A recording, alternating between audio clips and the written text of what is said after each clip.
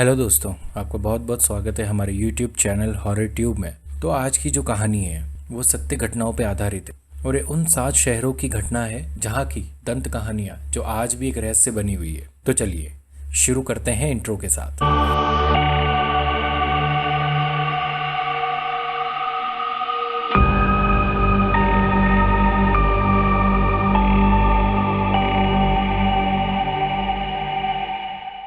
भारत की रहस्यमय कहानियों का अपना ही एक अलग महत्व है जिसकी तार्किक व्याख्या नहीं हो सकती, लेकिन यह आज भी हमारी जिज्ञासा को जगाती है। यह स्कॉटलैंड में लॉक नेस मॉन्स्टर और तिब्बती हिमालय में येती के अस्तित्व के समान है, जिन्हें लोग समझाने में सक्षम नहीं हैं।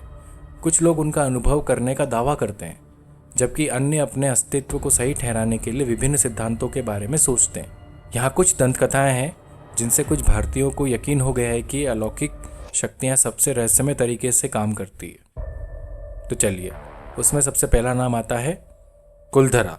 राजस्थान का कुलधरा गांव रातों रात वीरान हो गया और अपने पीछे ढहते घरों और इमारतों का एक पूरा गांव छोड़ गया। दंतकथा है कि क्षेत्र के शासक ने अधीनस्थ ग्राम प्रधान की बेटी में गहरी दिलचस्पी ली और अपमान से बचने के लिए 1500 का पूरा गांव रातों रात गायब हो गया। ऐसा कहा जाता है कि गांव के मुखिया ने छोड़े गए गांव को इस तरह शाप दिया कि जो कोई भी इसमें रहने की कोशिश करेगा वह मर जाएगा। गांव का दौरा कराना केवल एक ऐसी चीज़ है जिसे बहादुर कोशिश करते हैं और रात में रुकना अपने जोखिम पर है। दिल्ली की पैरानॉर्मल सोसाइटी के सदस्य रात में रुके और अलौकिक घटनाओं जैसे अस्पष्टीकरण, चलती छाया, पैर के निशान, शोर और उनके सदस्यों को छूने की सूचना दी। ये वाकई में हैरान कर देने वाली चीज़ है। और अब दूसरे टॉपिक की ओर बढ़ते हैं जिसका नाम है मुंह नोचवा। 2002 में उत्तर प्रदेश के ग्रामीण इलाकों में एक अजीब जीव के बारे में दहशत थी जो लाल और हरी बत्ती के साथ एक लघु UFO की तरह बह गया था। प्राणी को बाज की तरह वर्णित किया गया था जिसमें धातु के पंजे थे, जिसका उद्देश्य पीड़ित के चेहरे को खरोचना था, जिससे वे दर्द से छटपटाते थे। बहुत से लोग इतने भयभीत थे कि मंदिरों में बुरी आत्माओं को दूर भगाने के लिए धर्मोपदेश आयोजित किए गए, जबकि कुछ ग्रामीण पूरी रात बंदूकों और पानी की बौछारों के साथ अलाव के आसपास रहे। बाद में इसका प्रचार धीरे धीरे कम हो गया जब पुलिस ने लोगों को समझाने के लिए पूरी कोशिश की कि इस जीव का अस्तित्व एक अफवाह थी और जो पीड़ित थे वे शायद प्रकृति की एक अस्पष्टीकृत शक्ति द्वारा घायल हुए थे। तो चलिए अपने तीसरे टॉपिक की ओर बढ़ते हैं जिसका नाम है मंकी मैन।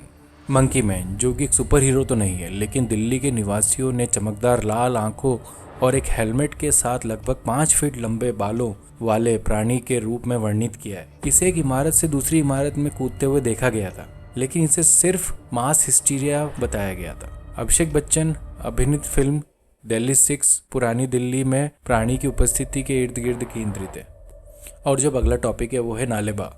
90 के दशक में बेंगलोर में एक डायन के सड़कों पर घूमने, दरवाज़ा खटखटाने और पीड़ितों को उनकी मां की आवाज़ में पुकारने की अफवाहों से गुलजार था। अगर दरवाजे का जवाब दिया गया तो व्यक्ति की मृत्यु हो जाती थी और इसका उपाय यह था कि दरवाजे पर नालेबा लिखें जिसका अर्थ है कल आना। इसका मतलब है कि अगले दिन डायन वापस आएगी, संकेत देखे और चक्र चलता रहेगा। बेंगलोर होने के नाते हमें आश्चर्य नहीं हुआ कि भूत साक्षर था और इतना विचारशील था कि संकेत देखकर निवासियों को परेशान न करे। वह शायद बार बार आने से थक गई थी और अब इसका प्रचार देखने को नहीं मिलता। और अब जो अगला टॉपिक है वो है संजय वन की वाइट लेडी। दिल्ली के बाहर का जंगल क्षेत्र अपने पुराने और घुमावदार बरगद के पेड़ों के लिए जाना जाता है। हाइकर्स ने गायब होने से पहले बरगद के पेड़ों के बीच सफ़ेद रंग में लिपटी एक महिला को देखने की सूचना दी थी। एक भूतिया प्रेत के लिए बहुत कुछ पता लगाने के लिए संजय वन पर जाएं, लेकिन केवल तभी जब आपके पास बीमा हो। और अब जो अगला टॉपिक है वो है पावागढ़, जिसमें कर्नाटक के भेड़िए बड़े मशहूर। 1983 में 5 साल से कम उम्र की कई लड़कियां अपने माता पिता के बगल में सोने के बावजूद अंधेरे में लापता हो जाती। पुलिस ने दावा किया है कि यह भेड़िए को खाने वाले आदमी थे जिसने लड़कियों के खून और कपड़ों की खोज के बाद बच्चों को छीन लिया। हालांकि पैटर्न सभी समान थे। अपहरण सभी बच्चे लड़कियां थी और उन्हें ज़मीन पर नहीं घसीटा गया था।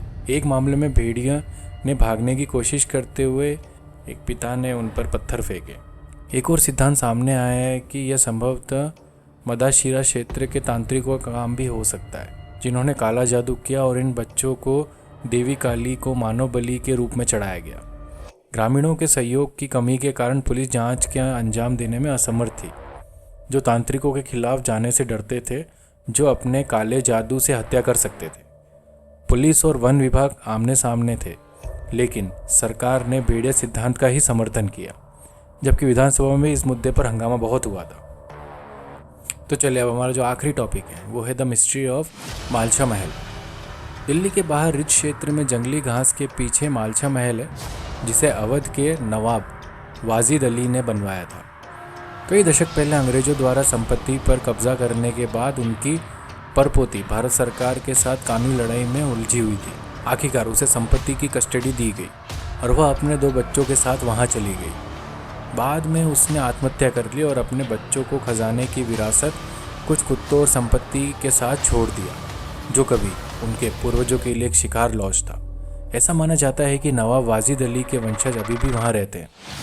बिना किसी आधुनिक सुविधाओं के बाहरी दुनिया से खुद को अलग कर दिया है। पास के अर्थ सेंटर के गार्ड और वन अधिकारियों ने पत्रकारों को परिसर में घुसने की सूचना दी है, पर वो कभी वापस नहीं आए बाद में। तो दोस्तों, आपको ये कहानी कैसी लगी? तो आप चाहते हो कि हम इस टॉपिक को या इनकी कहानियों को पर्सनली पूरी सुनाएं, तो आप हमें कमेंट करके बता सकते हैं। तो चलिए, वीडियो अच्छा लगा हो तो लाइक, शेयर एंड सब्सक्राइब ज़रूर करें।